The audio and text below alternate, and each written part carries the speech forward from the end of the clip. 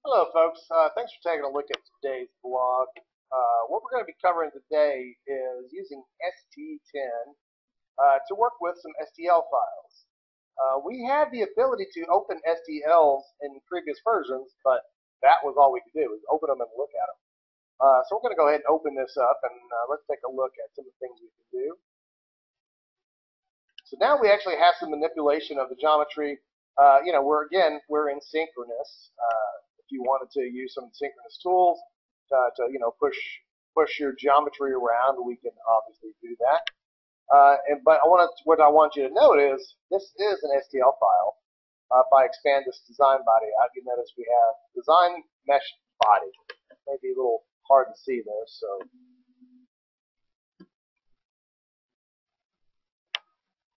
zoom that up. All right, so what you're going to have is this design mesh body, and you're going to have a special icon. So this is new for STLs. You have this little icon here that signifies a mesh body. All right, so what am I referring to as a mesh body? All right, so when you bring in an STL, STLs are faceted geometry. So they are nothing more than just thousands of little triangles that replicate a solid surface. All right, so that's why synchronous necessarily, if you want to come over here and grab a face like you normally would, well, it doesn't do that. It sees it as a single body. All right, so that's not workable. But we do have some ability to delete features and or add features into this. So let's go ahead and start that off. So let's go ahead and get rid of some features that I don't want. I'm going to come over under this reverse engineering tab. Something to keep note of, if I toggle over to ordered, so for all those ordered users working with STLs, you're kind of out of luck. There is no reverse engineering in ordered world. There is in the synchronous world. So let's go ahead and show you what we can do. All right, so we have that part copied here, and let's go and delete some mesh. All right, so we can do mesh body or mesh facets. If I do a mesh, basically that's going to grab the entire body because that's one solid mesh. So I'm going to go ahead and say, give me some individual facets. And I want to do box selection, or brush selection. I'm going to use the brush selection here. You want to get this inside pocket. So what I'm going to do is drag that little dot across the surface, and you can see it's painting kind of the area that I want to grab. So I'll just keep grabbing all these little mesh triangles and set that. And of course that gets rid of that. Oops. Undo that. I inadvertently grabbed some geometry that I wasn't really paying attention on. Alright, oops. Go back to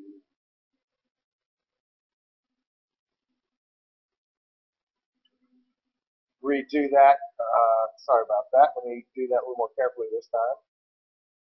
And make sure I don't, oops, again, like I'm doing there. So hit shift to deselect that. Or excuse me, control will get rid of that selection in case you make an error in selection. Last, yeah, I think I missed this sliver here. Yeah. All right, so let's rotate this around. And again, I got a little area here, so control to deselect that, and I have nothing else selected. All right, so I'm good there. Go there. Let's go ahead and accept that. All right, something that I've noticed when I try to do this next step, fill holes. What I found is it'll try to fill the holes, and it'll list all the holes in here. So if you don't get a watertight STL, you pretty much can't do anything with it because it's not savable or not printable. It has to be a watertight geometry. So if I just say OK, some holes can now be filled to fill that bottom one, but not the top one. So let's do something else before we do that. Let's change the geometry at the top. Let's get rid of some more geometry. So just to simplify it, again, I'm going to go ahead and just use my brush. So let's go ahead and get rid of some of this patch area. And again, I inadvertently grabbed too much. Set that. There we go. So that gets rid of that complex corners and stuff, because that was kind of hard for it to kind of understand and fill in. So let's go back again, fill hole. Let's not choose both of them. Let's just get this bottom flat one first. So let's say that one, deselect. which basically leaves us just this top one, and just use a tangent to do that. All right, that looks good. All right, so now let's go ahead and do the same thing, fill a hole. So we should only have one selection here. And let's take a look at that. And tangent, like we did on the first one, obviously is not where we want to be. That makes a huge bulge in that area. We want to go, let's try linear. So let's just step down the list here, accept that. That disappeared. Is it still there? It's still there. It filled that area. It's nice, smooth mesh across there. All right, so let's go ahead and accept that one.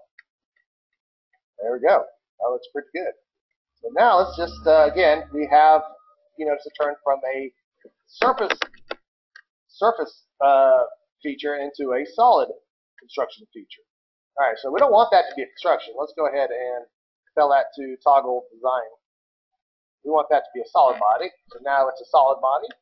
And we can come over here and do it again, optimize it. So once we optimize it, you'll see a couple things happen here. All right, so once I optimize it, I can probably get rid of that little patch area. And that looks, I think I can get rid of that one. Oops, yeah, if I get rid of that one, it's going to do that tangent again. So let's leave that as linear. All right, so that looks pretty good. All right, so let's take a peek at some of the other things we have over here, like these little surface painting rainbow-looking icons. All right, so we have an automatic and a manual. Automatic, you can just go ahead and just pick the geometry. So what it's going to do is try to go through, and if I hit the F1 over this button, it'll bring up the help file, so you can see the little color thing here.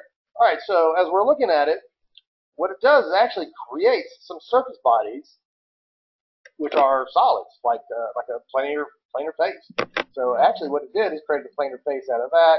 The cylindrical things right here. So you can let it go through and automatically do that, or let's get back into here. You can manually pick some geometry. So for example, maybe for some reason I want to, let's say we've got an engineering change. We have to put a boss on this surface. So I can come over here and accept that. And that will actually now let me grab that and tell it to be a planar face. All right, so there's a planar face there. Maybe, for example, on this one, we need to replicate this as a cylinder. So again, I'm going to do a manual. I'm going to come over here, give it a different color. Let's make it green. And paint that around here. There we go. That looks good. And I want that to not be planar. I want this one to be cylindrical. So I'm going to take those prismatic geometry and make a solid surface out of it. And the last thing I'll do, let's go manually paint this top face.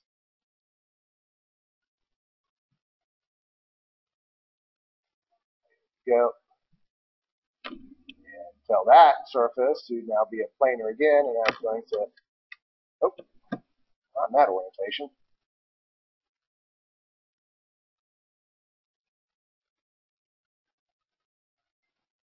I'm not sure what I did there. I wanted to just cap that off, but might have done something wrong here. But we can actually take those and trim them. So we have our blue surf trim tools, and if I want to maybe just cap that off, we can do that. Maybe extend some surfaces, replace faces. Those capabilities are available now.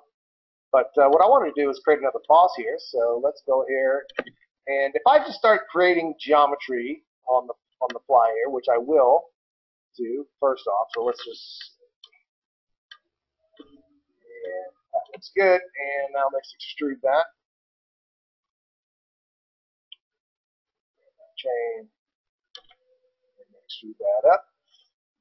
All right, so what that just did is blended and created this part of this. So if I try to come over here and put a chamfer on that, and you notice I can't, because what this actually just did is created this as mesh body. All right, so if I wanted to create other features on there, I could. But what I have to do is actually come over here and do a multi-body. So I'll add body. And now if I create this as an extrusion, oops, went the wrong way. I want to go up. So I want to just do that again. Go up 0.375. Now, if I want to put a chamfer on the top of this, I can. And let's go ahead and do some synchronous tools. Let's go ahead and position this dimension correctly. There you go. Make that 5 and just do horizontal vertical. Horizontal vertical. Let's find the center of that and move it to the center of that. There we go. Keep that in line. And there we have it. Two separate bodies. So now we just come over here and say, let's union these together. So let's union that and that. And you notice we get an error. So what we have to do first is convert this. So you can't union a mesh body with a solid body. So what I would do to the design body that I just created, I would say convert to mesh body. All right, so that will create a mesh body. I'll just set the options here, how fine a resolution I want. You can come over here and do custom. You know, if you just want it to be really, really super smooth, you can do that. There we go. So now that has the same type of icon on it. Now, look what happens when I do a union between that and accept it.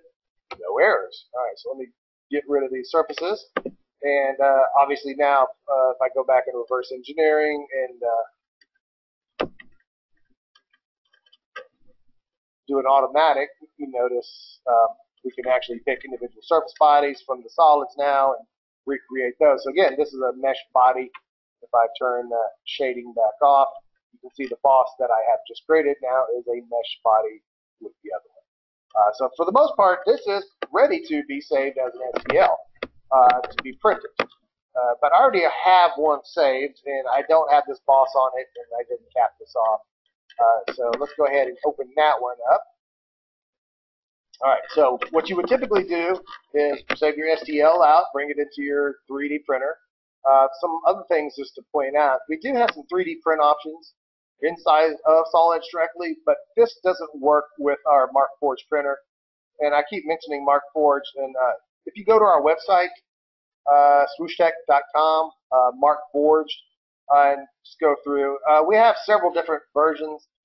We have the Mark X, the Onyx, and the Metal X. So these all machines print very similar. It's just what they do is different. So here's the metal printer. So it looks almost identical to the nylon plastic printer.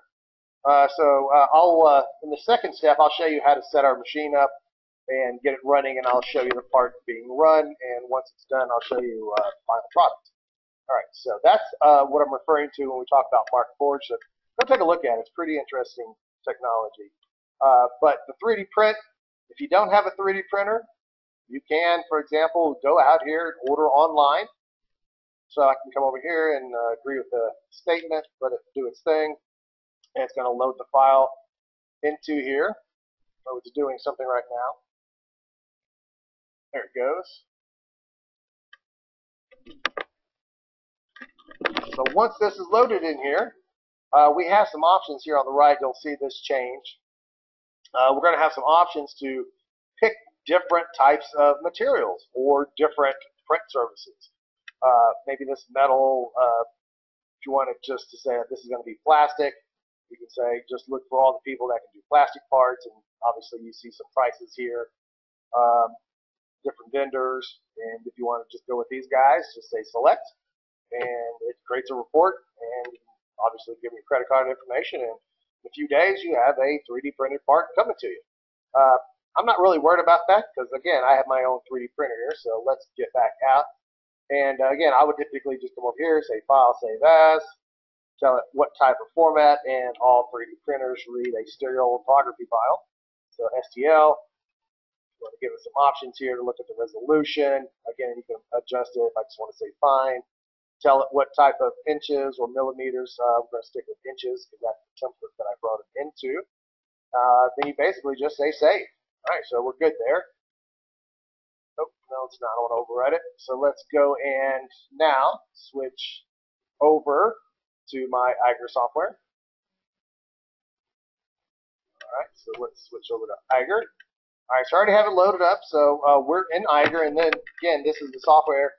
It's a web-based software that comes with the Mark Forge printer. So this is how and where we split up slices. As I mentioned, this is a carbon fiber printer. So what I already have a job folder set up for this. So you can see we have several hundreds, if not 1,000 parts in here already.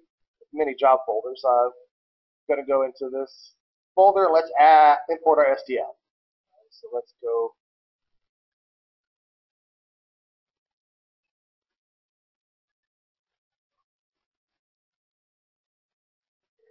Remember,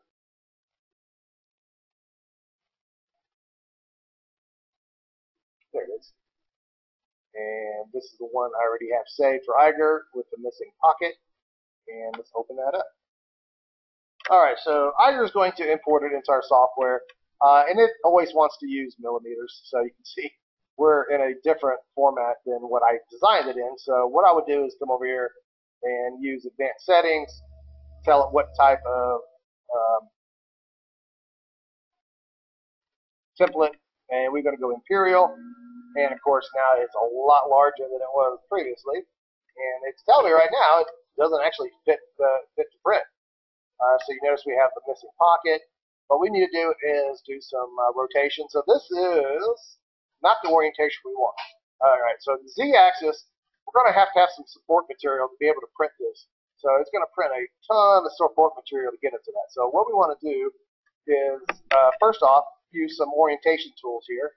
We can come over here and do some manual rotations. So let's go ahead and flip it over first off. So let's do that. Let's go ahead and rotate it in this orientation.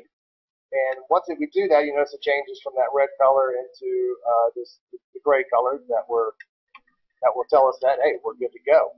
All right, so if I wanted to go ahead and now position this in here, we can. I'm just going to leave it at the base default middle location. It looks pretty good. All right, so now it's a matter of telling it what type of wall thickness or if we're going to use fiber. And we will use fiber. So I'm just going to go ahead and turn on fiber and just look through the list here. We have carbon fiber, Kevlar, fiberglass, and high strength, high temperature fiberglass. For this one, we're looking for stiffness. We're not really worried about abrasion resistance, but we do need stiffness. So I'm going to say carbon fiber for this one. And we can tell it how many carbon fiber layers we want to put. I'm just going to say 0, because what I'm going to do is actually go into the next step and define where I want the layers to be specifically and what type of orientation we want. Do we want it isotropic? So in this scenario, isotropic would basically have it oriented in multiple orientations. So 0, 90, 180, 270, or any orientation you really want. Or we can have concentric, which basically will just make a ring around the profile as many times as you can, or as many times as you tell it. All right, so we're going to go probably concentric. This one, we're not really worried about stresses in multiple orientations. We're looking at a force pretty much on this one face, and we just need that stiffness to accommodate that. All right, so let's go ahead and tell it how many walls we want. I'm going to go bump up the walls here. I'm going to say roof and layers.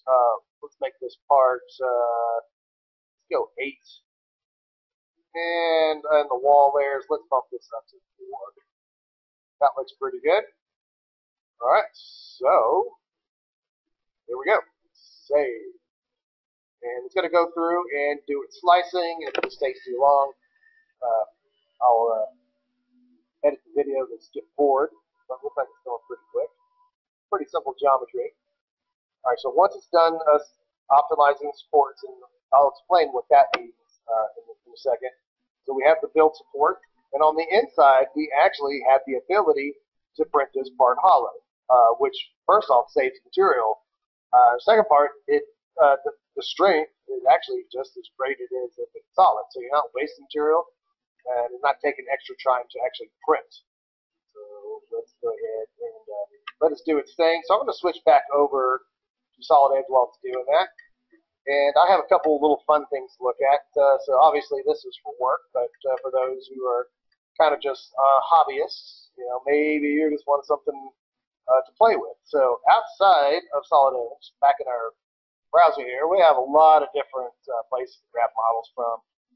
We got a little spaceship here, Rick and Morty spaceship, and of course Thingiverse, which has just tons of things for 3D printing. These are all open source, available for free downloads.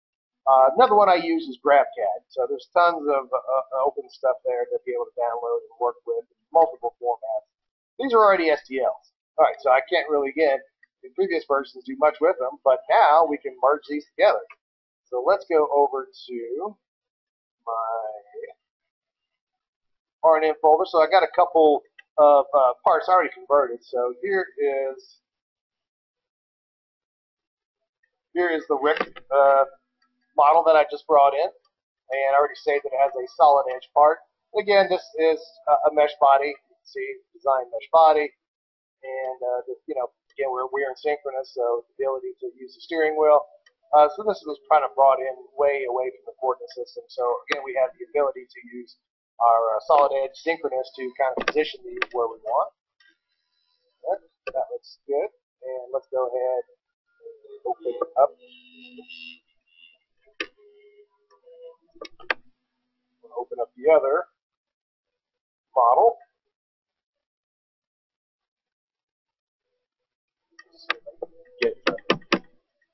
Let go of the steering wheel. It's a little slower than working with prismatic shapes again, because this one is a really heavy mesh model. If I can get to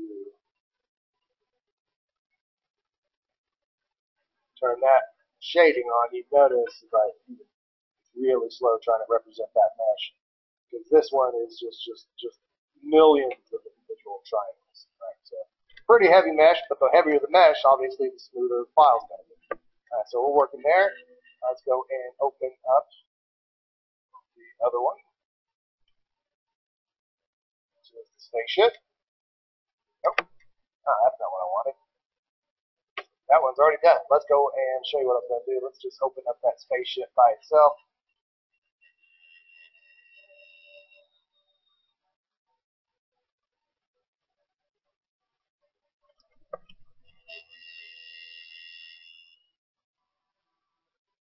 Alright, so there's the spaceship again.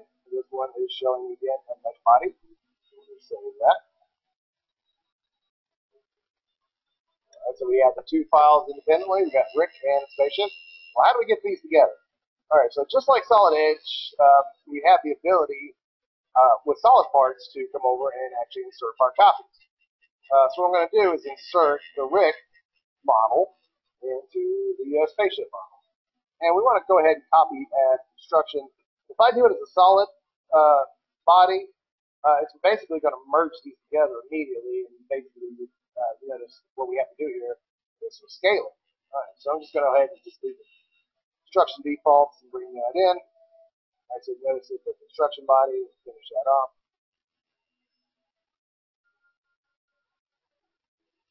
All right, being a separate model, let's go ahead and move that over. And something, again, new to ST10, it is, oops, oh, I did not do that completely correct. So let me pop back over to Eiger. All right, it's done in Eiger, so let me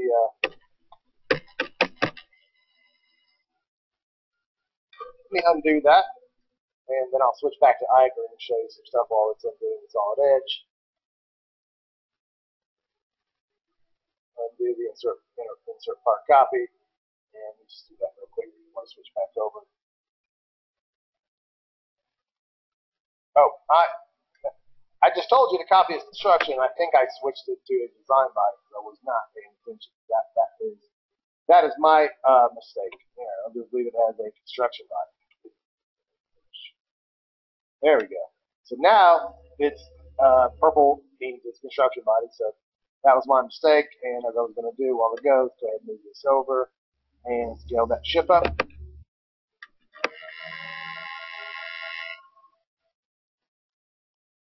good for now. So we do have a new command, and just again, just not part of just reverse engineering. This will work with any body that's inside of the Solid Edge model. All right, so we have here a scale body option. So we want to take this geometry and tell it to scale.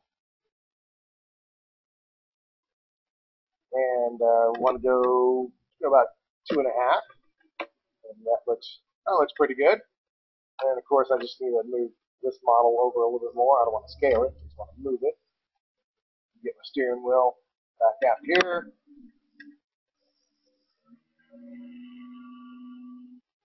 And move this outside of here.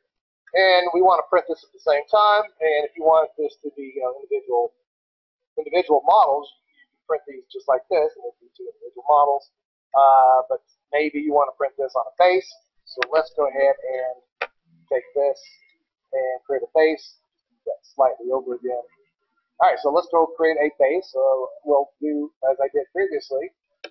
Maybe I want to add some chamfers and we'll position this afterwards without it being part of the actual design body. So what we're going to do is create a new body.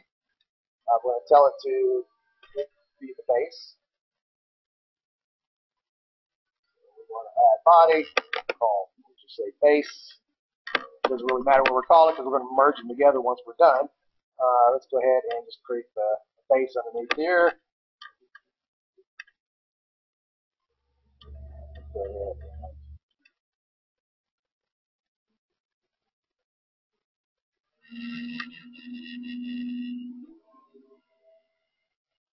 That should work. Now let's extrude our base down to make it solid.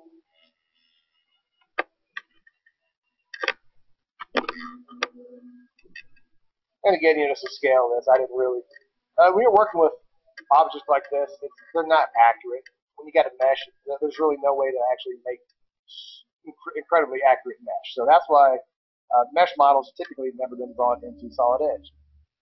All right, so I have a base here, and if I wanted to, you know, add a chamfer, that looks good. Now let's just do one more little thing. Let's move this body back just a hair, so it's sitting on the base. Then once we're done, all we have to do is come over here and unite these all together, and then we have a solid model to export and print to. All right, so let's do that. Let's go back under here to do a unite union. All right, so let's go ahead and union. Oh, forgot to do a step here. Remember, then this base I created as a solid. Forgot to do this extra step to convert to mesh. That's fine. Now let's go ahead and union these two together. This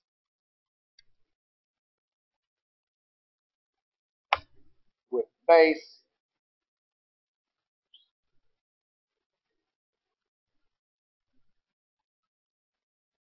And give it a second. There we go. And the last step is obviously to do the same thing. Union that. So once that's merged together, you notice all these parts will basically be features will be done, and they'll kind of just merge together. So I just have one. There we have our solid STL ready to go out. File save as STL.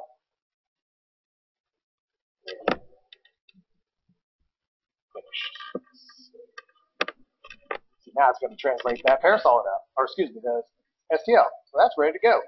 All right, so let's go switch back to Iger to show you finish this up. All right, so now that we have the part, let's go take a look at the internal view.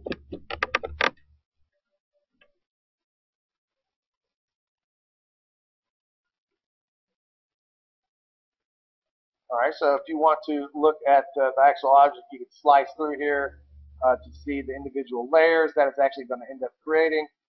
What I want to do is, again, remember I said we want to add some carbon fiber.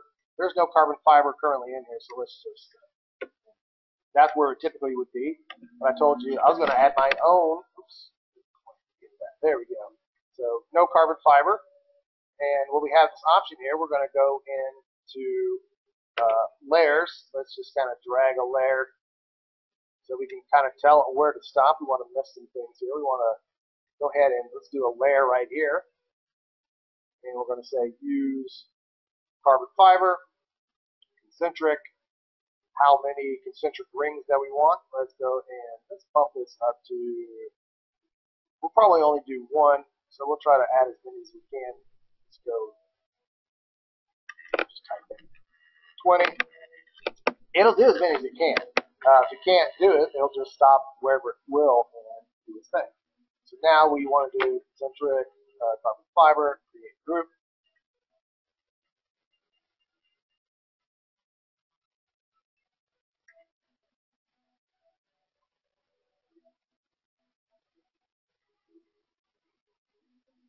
Zoom this up a little bit so you can see what's going on there.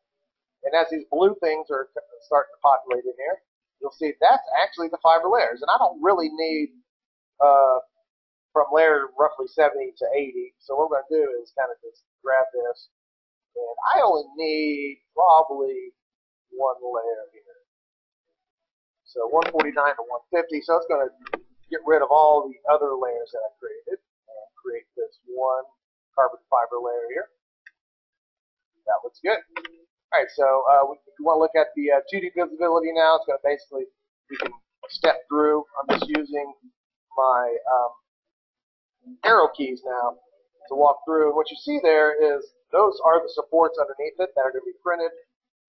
And once we get up into the solid body, there we're getting into the neck, and there we're starting to get into the actual mesh of the geometry. And as I get closer to this, you'll see down here at the bottom, we're getting close to our carbon fiber layer. And there is our carbon fiber layer. So if you wanted to adjust this, you could right now, because we're looking at carbon fiber material costs.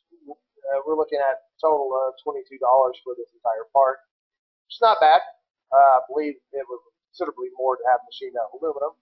All right, so we're done. Let's go ahead and just save it. And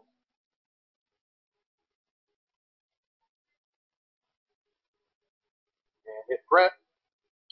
All right, so it shows you, if I zoom out a little bit, it actually shows you the board inside of the printer. Again, so this is the Mark II that actually has all the filaments and the onyx. So let's take a look at the position on it.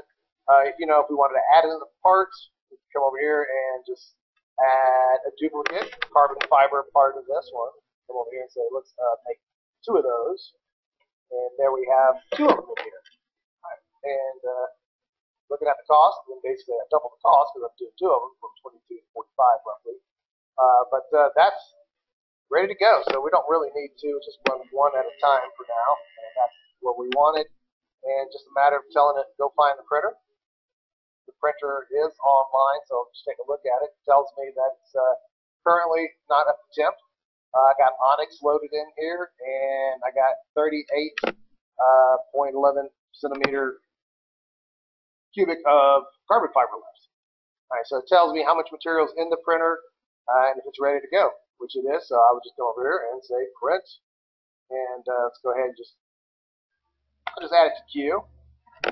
Basically, that means when I walk through the printer, it will be set up and ready to go. All right, so keep an eye out for the second video that goes along with this, and what we're going to be talking about the Mark Forge printer, getting this in there and run, and we'll show those steps. All right. So again, thanks guys for taking a look at what we have to offer in Solid Edge ST10. Again, the reverse engineering, pretty good stuff to be able to work with STLs. Finally, hopefully, next review releases, there'll be some more ability to work with STLs. So again, thanks again, and if you have any questions, please feel free to contact us at Swoosh Technologies. All right, bye. Thanks, folks.